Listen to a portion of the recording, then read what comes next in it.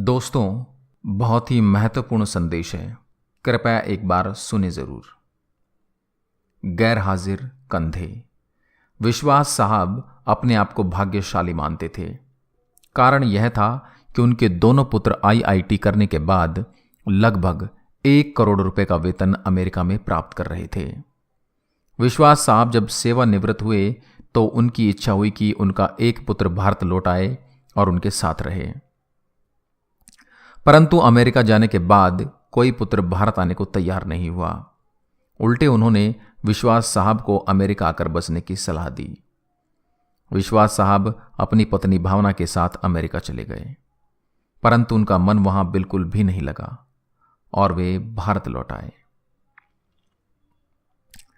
दुर्भाग्य से विश्वास साहब की पत्नी को लकवा हो गया और पत्नी पूर्णतः पति की सेवा पर निर्भर हो गई।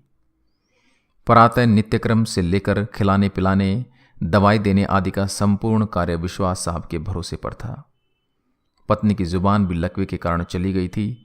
विश्वास साहब पूर्ण निष्ठा और स्नेह से पति धर्म का निर्वाह कर रहे थे।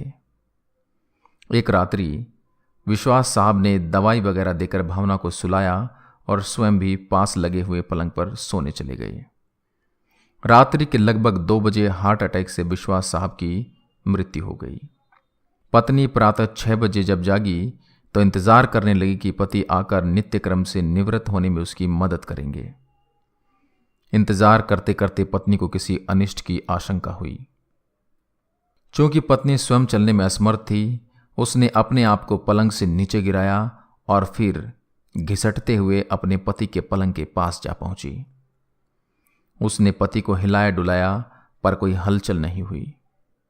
पत्नी समझ गई कि विश्वास साहब अब नहीं रहे। पत्नी की जुबान लकवे के कारण चली गई थी, अतः किसी को आवाज देकर बुलाना भी पत्नी के वश में नहीं था। घर पर और कोई सदस्य भी नहीं था। फोन बाहर ड्राइंग रूम में लगा हुआ था। पत्नी ने पड़ोसी को सूचना देने के लिए घिसटते हुए फोन की तरफ बढ़ना शुरू किया। लगभग 4 घंटे की मशक्कत के बाद वह फोन तक पहुंची और उसने फोन के तार को खींचकर उसे नीचे गिराया। पड़ोसी के नंबर जैसे तैसे लगाए। पड़ोसी भला इंसान था। फोन पर कोई बोल नहीं रहा था, पर फोन आया था, अतः वह समझ गया कि मामला गंभीर है। उसने आस पड़ोस के लोगों को सूचना देकर इकट्ठा किया। दरवाजा तोड़कर सभी लोग घर में घुसे। उन्होंने देखा विश्वास साहब पलंग पर मृत पड़े थे तथा पत्नी भावना टेलीफोन के पास मृत पड़ी थी।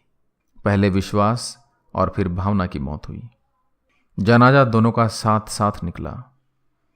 पूरा मोहल्ला कंधा दे रहा था, परंतु 2 कंधे मौजूद नहीं थे जिसकी मां बाप को सबसे ज्यादा उम्मीद थी। शायद वे कंधे करोड़ों रुपए की कमाई के भार के साथ अति महत्वाकांक्षा से पहले ही दबे हुए थे। लोग बाग लगाते हैं फल के लिए, औलाद पालते हैं बुढ़ापे के लिए। कुछ ही औलाद अपना फर्ज निभा पाते हैं। अति सुंदर कहा है कवि ने, मत शिक्षा दो इन बच्चों को चांद सितारे छूने की। चांद सितारे छूने वाले छू मंतर हो जाएंगे। अगर दे सको शिक्षा तो दो तुम इन्हें चरण छू लेने की। जो मिट्टी से जुड़े रहेंगे वही रिश्ते निभाएंगे। कृपया इसे बच्चों को जरूर सुनाएं। अच्छा लगे तो अपने दोस्तों के साथ शेयर करें। जय हिंद, जय भारत।